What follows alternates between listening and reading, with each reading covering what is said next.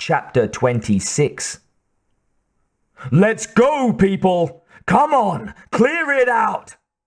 Rice shouted at the people scrambling around in the balcony aisle. "Let us through, damn it!" He glanced back at McGarity and Merez. "So much for keeping this quiet." His words could barely be heard over the yells and screams of the crowd. He had thought the panic was contained on the first floor, but for some reason it had started spreading upstairs too. "No kidding, Chief!" Merez pointed over the balcony's railing. "Look! There's a hatchling down on the main floor!" "Where? Ah, crap!"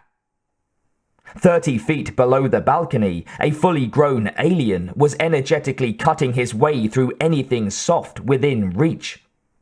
Still swearing, the security chief struggled to get the backpack off.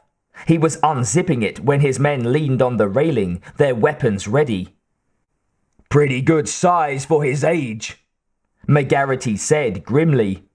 He and Merez didn't need to be told to fire on the alien, and a moment later the sound of weapons fire split the commotion caused by the fleeing and screaming crowd.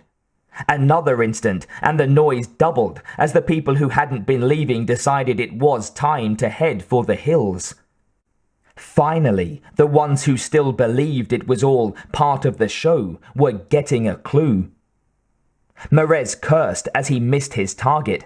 He was armed with a laser-fire .385 pistol, an excellent choice of weapon, but the alien's movements were too fast, and trying to follow with the laser beam as the creature bounded erratically across the floor invariably left a smoking streak across some hapless man or woman.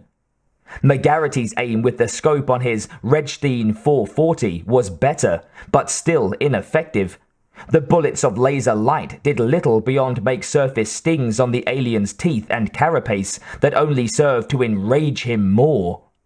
Every time a bullet hit, it seemed like the creature swiped at the spot in fury, then clawed at some poor schmuck as retaliation. McGarity's swear words joined his partners. "Ah, damn it! I wish we could make armor out of whatever it is that makes up his teeth! You better get the grenade popper together quick, Chief. They're dying by the bunch." "Almost there," Rice affirmed. He had opened the plastic backpack and was now concentrating on the contents spread out on the littered floor at his feet. He pulled out a number of items and swiftly screwed them together. "Just a few more seconds." A firm turn of his wrist, and the final weapon was loaded. "Ready." His men automatically moved back as Rice leaned one elbow on the balcony railing to steady his arm. With a flick of his hand, he plugged in the visual sight that ran from the launcher to his helmet. When his point of view found the alien, the carnage around the creature made him grimace. Mozart had just finished crushing the head of an unfortunate man in a suit who would be lucky to be identified later on. "Time to say good night," Rice said under his breath as the creature flung the man aside like a broken doll. Rice's forefinger sought the trigger, then fell comfortably into position. The sight from the eyepiece of his helmet fell along the silver barrel stretching in front of him. He moved it slightly to the right, and the alien's form filled the target. In another second, he'd locked on, the visor showing him a blood-red spot centered on the alien's chest. "There's plenty more where you came from, pal." Rice fired. There was a sound like a mini rocket launching as the explosive-filled red and green grenade shot from the launcher. Before the smell of the acrid smoke left in its wake could sink into their sinuses, the streak of fire found its mark and plunged into the alien's chest cavity, biting easily through the protective ribcage. A millisecond later, in time with Mozart's blistering death scream, the grenade exploded. The sound of the blast made everyone in the concert hall, Rice and his men included, instinctively duck. "Sometimes Rice thought as he struggled back to his feet and leaned over the railing to stare below. The cure could be as bad as the illness.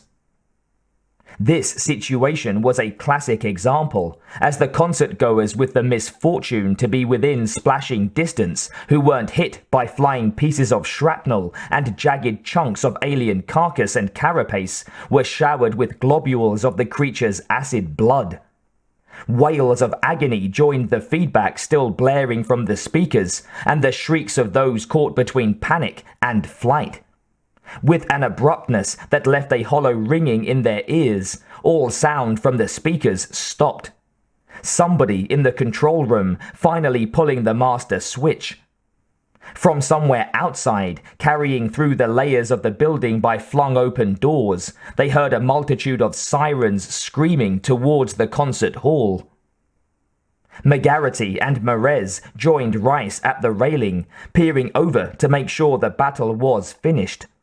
Bodies littered the floor amid the smoking puddles of alien blood, too many tangled limbs to count from their position.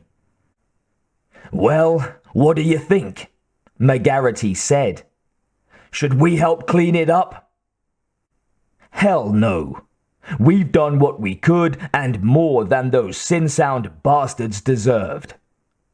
Rice stood and swung the grenade launcher over one shoulder, then bent to pick up the backpack. "They made the mess. Let them straighten it out." He looked at his men with a grim expression on his dark face. "Now it's time to go get Old Blue and to find out what the hell this was all about."